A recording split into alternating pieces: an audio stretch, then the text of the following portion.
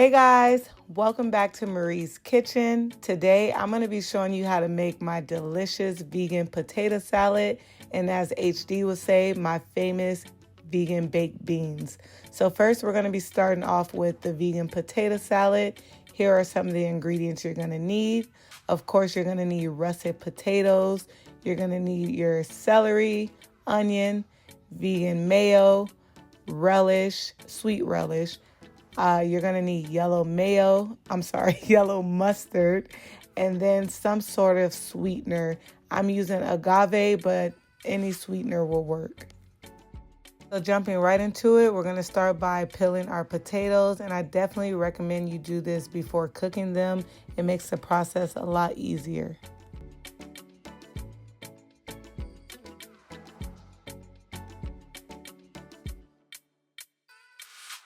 Once you have your potatoes peeled, we're going to go ahead and chop them into medium-sized pieces.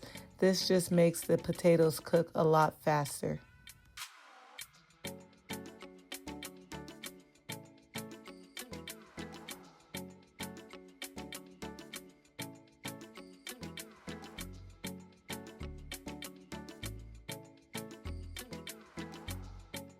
Make sure you salt your water before adding your potatoes. This is going to help with making sure your potato salad has the most flavor.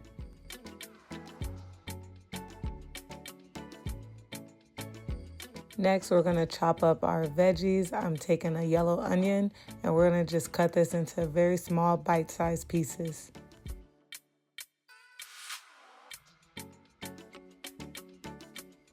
Same thing with our celery. We're going to chop them into small bite-sized pieces.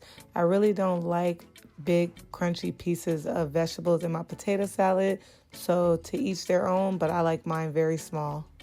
Next, we're going to be adding black olives. Let me know if you guys think this is optional. According to HD, olives are mandatory in potato salad. Okay, so at this point, our potatoes are done. They took about 20-25 minutes, and the way to know that they're done is that your fork can go through them easily, but you don't want them breaking apart. Next, we're gonna add our chopped veggies, and I'm adding my vegan mayo. I'm using about a cup or so, depending on how creamy you want your potato salad. Then you're going to add your yellow mustard. I use about 2 tablespoons or so, and then I added my sweet relish. I end up using this entire container. Next, we're going to add our seasonings, and I'm using onion powder, garlic powder, salt, and pepper. And I use about 2 tablespoons of each and about a tablespoon of salt, but this is based on personal preference. Now, I highly recommend you use a sweetener in your potato salad. It just balances out the flavors. I'm using agave, but you can use a pinch of sugar. You only need a little bit. It's not to make it extra sweet. It's just to balance out the flavor. So once you have all your ingredients added, you're going to go ahead and give this a good mix. I first recommend you fold the ingredients in so you don't get mashed potatoes. Once everything is mixed and well combined, then I like to go in with my fork and gently mash some of the potatoes. This way I'm able to control the texture of my potato salad. And here's where you want to taste your potato salad. Make sure the seasoning is to your liking. As you can tell, I needed a bit more sweetness, so I did add the rest of the jar from the relish, and then I added some more seasonings that we added earlier. Full list of seasonings and recipe will be down in the description box. All right, guys, and there you have it. That is how you make my delicious vegan potato salad. Hope you guys give this recipe a try and let me know if you enjoy it. Now let's move on to my famous vegan baked beans. All right, guys, so jumping into the baked bean recipe, here are some of the ingredients you're going to need. Of course, you're going to need some baked beans. Whether that be homemade, I'm using these cans from Bush's Baked Beans, and these are the vegetarian kind. You're also going to need brown sugar, half a yellow onion, bell peppers of your choice, and yellow mustard. So first we're going to start by chopping our veggies. We're going to start by chopping our yellow onion, cut that into small bite-sized pieces, and set that aside. We're also going to do the same with our bell peppers. Cut those into small bite-sized pieces. You don't want the pieces too big to be floating around in your beans, and go ahead and set those aside. Next, we're going to heat up some oil in our pan to saute our veggies. I'm using this extra virgin avocado oil, but use whatever oil of choice. Once your oil heats up, go ahead and add your onions and bell peppers. I also added about 3 to 4 cloves of garlic, and then we're going to let that cook until it's translucent.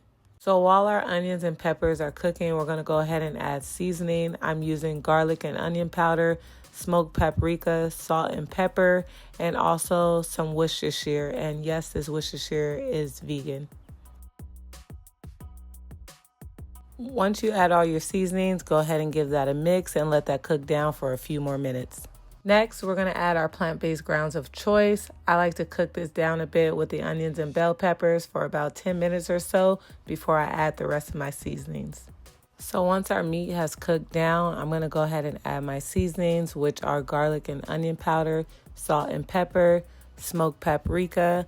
I'm also going to add some adobo seasoning and a little bit of Lawry's seasoning salt. Once you add all your seasonings, go ahead and give that a good mix and let that cook for about 5 minutes or so. Next, we're going to add our baked beans. I'm using 1 large can and 2 small cans. Make sure you go ahead and give that a good mix and get the meat and the beans well incorporated together. So next, we're going to go ahead and spice up our beans. We're going to be adding brown sugar. I'm using about a half a cup of brown sugar, about 3 to 4 tablespoons of barbecue sauce, and about 2 tablespoons of mustard.